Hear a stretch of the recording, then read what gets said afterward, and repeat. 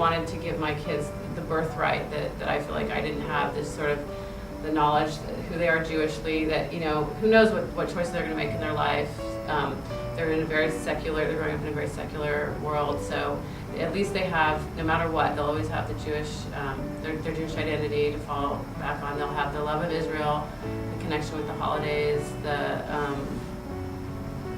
they'll have this strong Jewish identity that I had to work very hard at to achieve as an adult.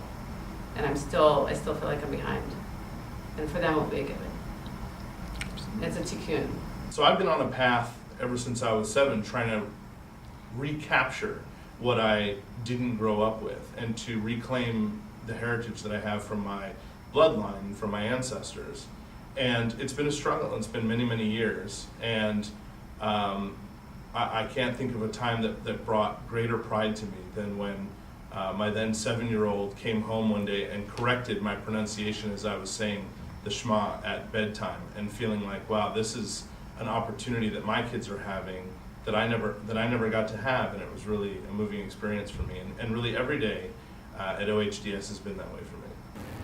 So I would say our Jewish journey as a family began when we had children, and we wanted to give them an identity, a sense of who they were, and we wanted to create a Jewish home. And so through the children, that was the impetus and motivation for us to begin our path towards learning and getting more connected with the Jewish community. And that eventually took us on a direction towards being members at Beth Jacob, and then from there to members of the OHDS community. Since Vanessa's been at OHDS, we've learned a lot about Judaism and Hebrew.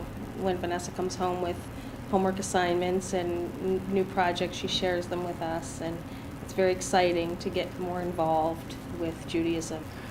Vanessa one time came home with a homework assignment from her Hebrew class, from Rabbi Mendes' class, with a Mishnah assignment, and it was all in Hebrew, and she couldn't do it.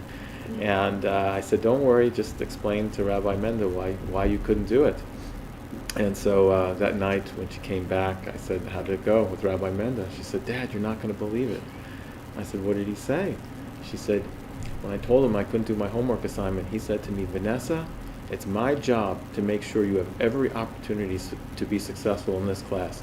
I will see to it that you will do well in this class. Don't you worry about it. And it was a big relief to her and very empowering to her. So. From the time Madeline was 2, it was my job to find a shul, so we'd have a religious school to join. And when I finally got around to it, we did join Temple Beth Abraham. We're very happy there, but we came to the decision that, you know, why do the religious school on top of a secular private school? Everything we needed was here. You know, and honestly, we started off with it for the idea of convenience.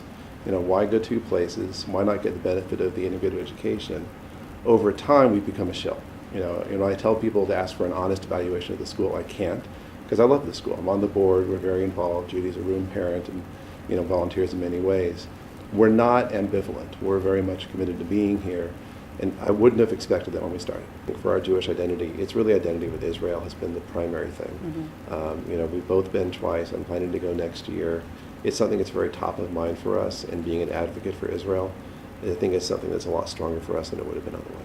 Right, and I also like that the children are learning their Judaism from the ground up. You know, there's, as JB said, there's no ambivalence. It's like, this is the way it's done in the Torah. You know, and as they get older, they're going to make their own decisions anyway. But even now, Madeline's saying she's really glad that she has a very strong grounding in the basics. Yeah. You know, there's just no confusion on what it is to be Jewish. So I did everything that a Reformed Jewish young woman probably would do, but I never felt entirely sure what my connection to Judaism was.